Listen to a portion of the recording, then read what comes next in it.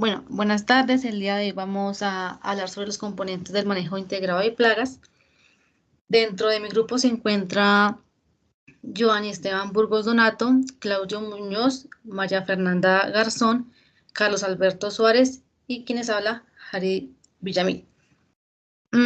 Como introducción al tema, tenemos que el manejo integrado de plagas implementa diversas estrategias, las cuales conllevan a limitar la aparición de insectos.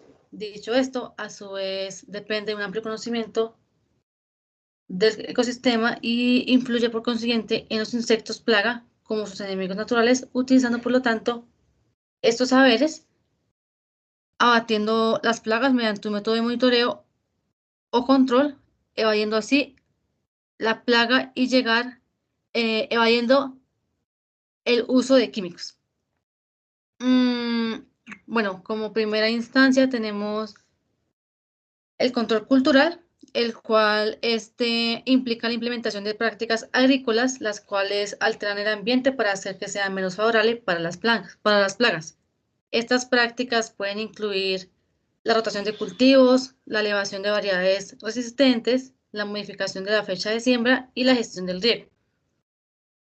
Dentro de un ejemplo, podemos ver la rotación de cultivos al alterar diferentes tipos de cultivos en un mismo terreno. Esta interrumpe el ciclo de vida de la plaga que son específicas en un cultivo. Si un agricultor cultiva maíz en un año y luego soja al siguiente, las plagas que afectan el maíz tendrán menos oportunidad de sobrevivir y reproducirse.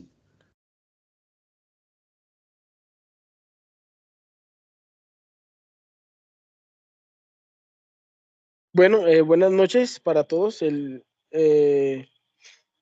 este tema voy a hablar acerca del control biológico. Mi nombre es Carlos Suárez.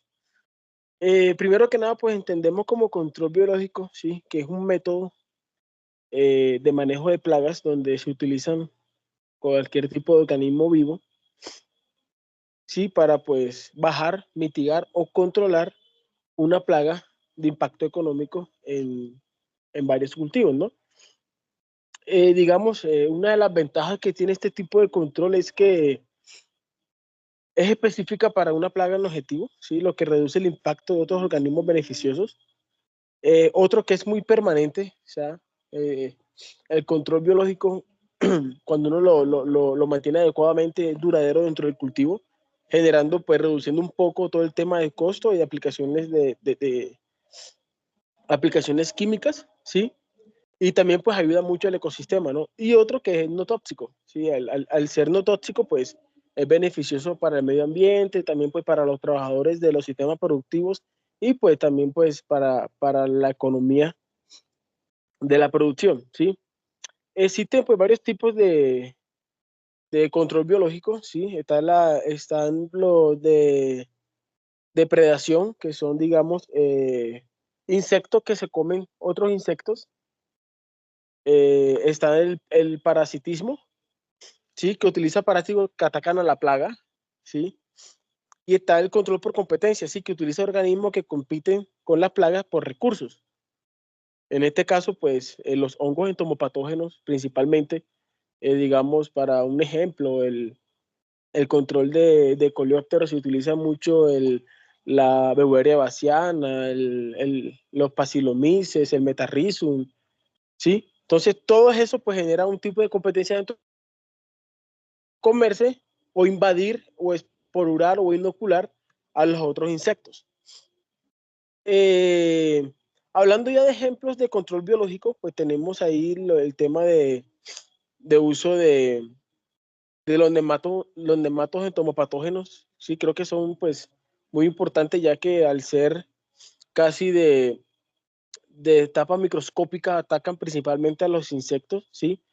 Hablábamos del uso de hongos entomopatógenos, dentro de eso también están las bacterias, como lo es, digamos, el Bacillus thuringiensis, como lo son el Aspergillus niger, ¿sí?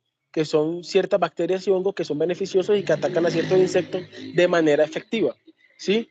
Y el uso, pues, de avispas parasitoides también, esas avispas que principalmente ponen todo el tema de huevos dentro de los, especialmente en los lepidópteros, se utiliza mucho en la Spodoptera fungiperda, también se utiliza mucho el tema de avispas parasitoides, ¿sí? Que lo que hacen es pues colocar los huevos dentro de la oruga y los huevos inoculan, nacen y pues la larva lo que hace es alimentarse de ese tipo de insectos, ¿no? También está el caso de la crisopa, que también es un depredador biológico, ¿sí? Se ve mucho para el control de mosca blanca, de áfidos, que su larva pues se alimenta de ellos. Muchas gracias.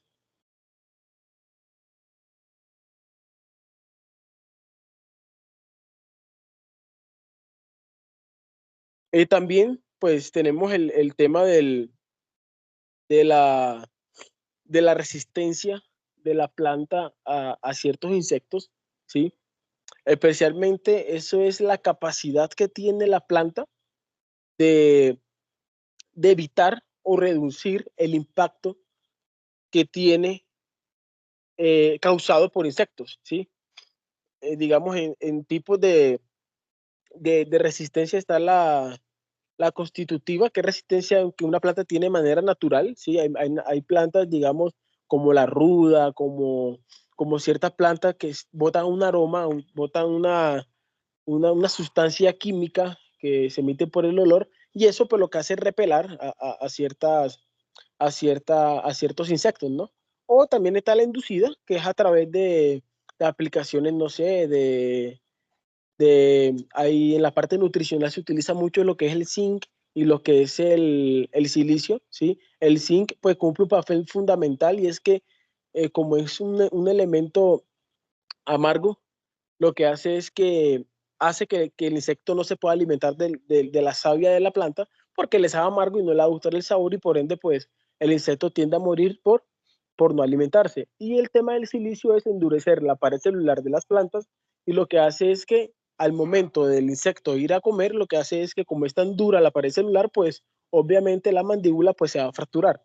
¿Sí? Ese es un tipo de resistencia. También pues está la resistencia por la aplicación de ácido salicílico, de ácido abscísico, ¿sí? Que también pues genera mucho que las plantas pues tengan generen esa resistencia a esas fitoalexinas, que lo que hace es que cuando eso es especialmente para el tema, cuando hay un vector, como el caso del trips en el tomate, ¿sí? Que eso lo que hace es que al tomate le dé un virus que se llama el mosaico, el TSW. Entonces, cuando ella tiene el ácido abscísico o el ácido salicílico, lo que hace es que no genera que aparezca ese tipo de virus, sino que lo que hace es que lo encapsula y no se manifiesta, ¿sí?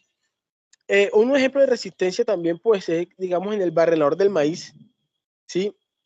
Que el maíz, pues, genera un compuesto químico que repela, pues, a ese insecto, ¿no? También en el algodón, como el gusano rosado, ¿sí? Que también genera, pues, ese tipo de sustancias químicas que repelan a ciertos insectos. Muchas gracias.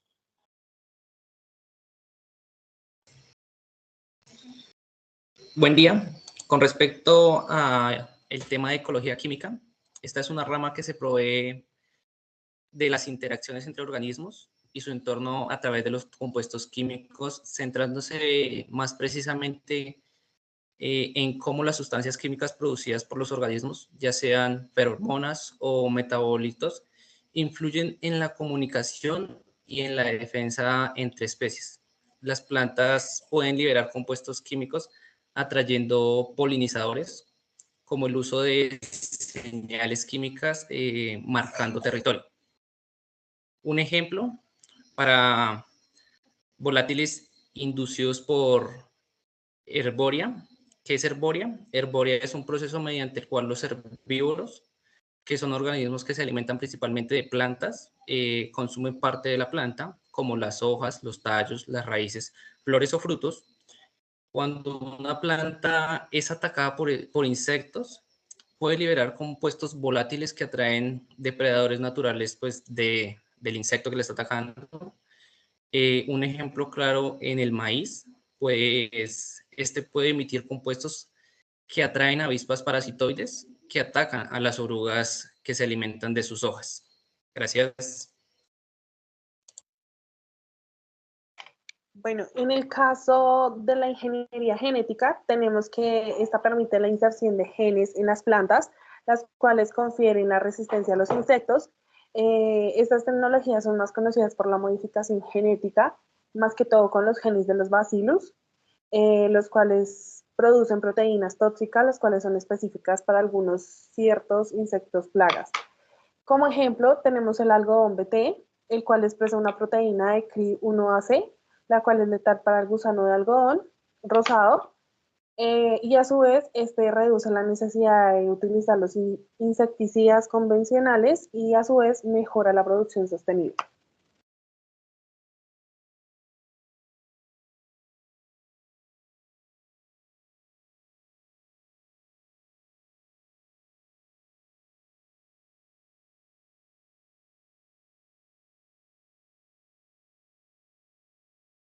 Bueno, otro tema que voy a comentar es pues la, la técnica de esterilización a plagas, ¿sí? ¿Se entiende? Eso que pues es un tipo de técnica que se utiliza pues para reducir también población de insectos dentro de los cultivos, y eso consiste en pues hacer que los insectos sean capaces de, perdón, sean incapaces de reproducirse, ¿sí? Entonces, perdón,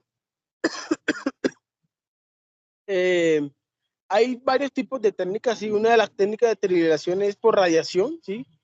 Eh, especialmente se utilizan radiación de iones, ¿sí? Para dañar el ADN del insecto y hacerlo estéril, ¿sí?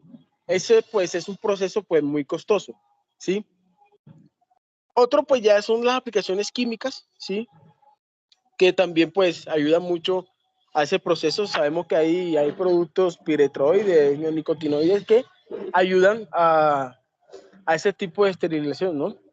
También hay unos extractos, en este caso nosotros dentro de la compañía que yo trabajo, hemos utilizado un producto que se llama Lecomix, que es un extracto de ají, de tomillo, de clavo, de eucalipto y de limoncillo y de ajo, que también pues nos hemos dado cuenta que ellos cuando eh, encerramos dos, en ese caso fue el picudo, encerramos un macho y una hembra, pues no tuvieron apareamiento, ¿sí? No tuvieron apareamiento porque pues obviamente la hembra no botó la sustancia pues, que normalmente botan para atraer al macho, ¿no?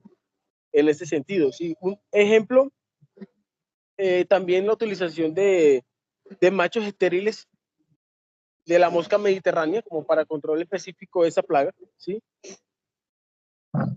Eh, también la utilización perdón,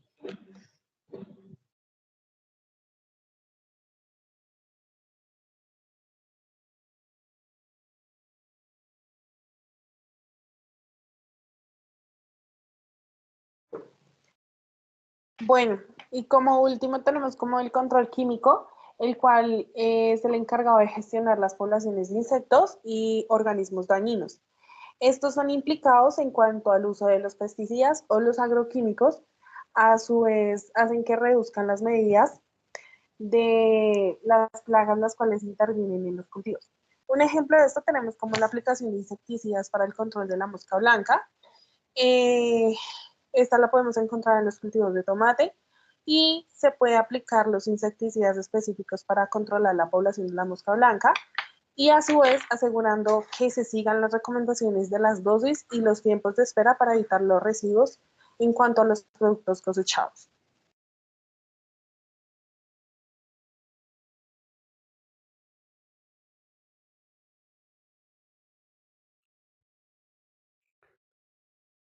Muy buenas noches, tutor y compañeros. Estamos en el manejo integrado de plagas, tarea 3. Las conclusiones que tenemos es que debemos hacer buenas prácticas de manejo cultural, de manejo de agroquímicos, no repetir los ingredientes activos para no crear híbridos, para tener una mejor biodiversidad de plantas, de insectos benéficos, porque muchas veces utilizamos los agroquímicos indiscriminadamente y lo que hacemos es acabar con todos los animales benéficos, con los controladores biológicos. Muchas gracias por la oportunidad brindada a la universidad y gracias a los compañeros. Buenas noches.